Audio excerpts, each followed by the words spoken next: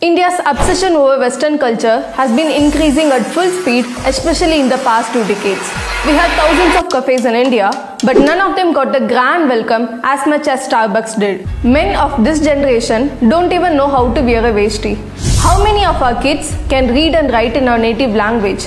When Justin Bieber performed in India, the crowd was uncontrollable. But our classical singers and dancers perform at empty halls. They get no audience even if the ticket is free.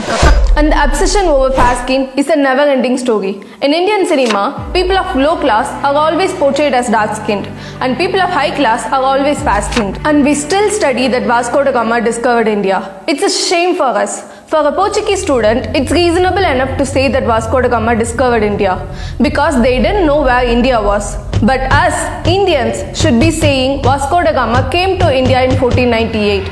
But still, after 75 years of independence, we are still saying that Vasco da Gama discovered India. Even recently, when actor Madhavan said Panchangam has been used in rocket science, internet was full of trolls as if anything that is Indian cannot be right. But to the same incident, ISRO scientist Mailaswamy responded that Panchangam is very much for rocket science. The only thing that has to be corrected is Panchangam is not something that was calculated 1000 years ago. It is something that has to be calculated every year. But this response never went viral. Why is India obsessed with Western culture? Why are Indians looking down on everything that is Indian? Is this a calculated move or just a development process that happens over a period of time? If this is a process of modernization, it doesn't have to copy everything that is Western. Remember, being Western and modern are two different things. I would say this inferiority complex of Indians was a well-calculated move made by Britishers 200 years ago.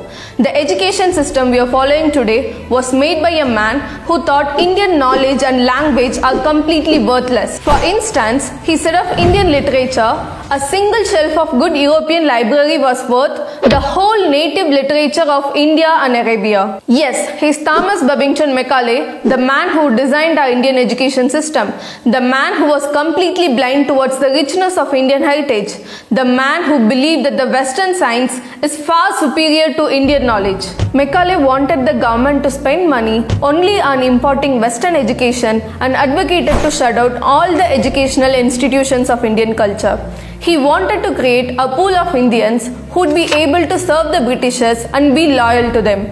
In his own words, he said, "The purpose of English education is to create a class of persons, Indian in blood and color, but English in taste, in opinion, in morals and in intellect." And today, he is quite successful at what he wanted. That's why we are familiar with Einstein, not with Aryabhatta, the Indian sage who invented zero 1500 years ago and propounded that the earth is round, rotates on its own axis and revolves around the sun, which is called the heliocentric theory in Western culture. It was an Indian sage named Sushruta taught plastic surgery and cataract surgery to the world around 2800 years ago. A statue of Sage Sushruta is installed in the Australian College of Surgeons, Melbourne. But we Indians haven't even heard about him. Angkor Wat, the largest religious building on this planet, was built by a Tamil king named Suryavarma. How many of you read even a single line about this in your school days? Forget about you. I, being an history graduate, didn't read a single line about this. We were busy learning about the Great Wall of China and the Pyramid of Egypt. There's a saying in history. People without the knowledge of their history, origin and culture are like trees without roots. If we have no pride in who we are, we would be half-baked Britishers in the next 50 years.